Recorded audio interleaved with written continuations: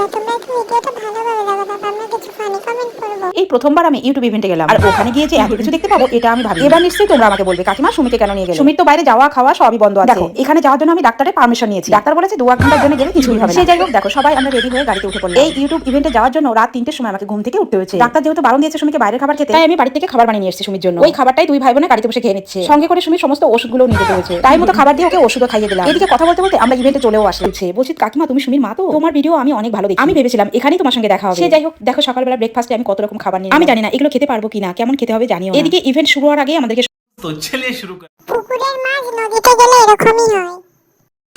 तू समझा? हाँ। नहीं तू समझा? বাইরে খাবার খেতে পারবে না, তাই ইভেন্টে গিয়ে গান্ডে পান্ডে গিলছে। কি রুলস বাপরে বাপ। আরে বাপ রে। ও কাকিমা, পিন্টুর সঙ্গে দেখা হয়েছিল? कैसे कैसे लोग रहते हैं यार यहाँ पर। মনে হচ্ছে সবাই মিলে বিয়ে বাড়ি গেছে।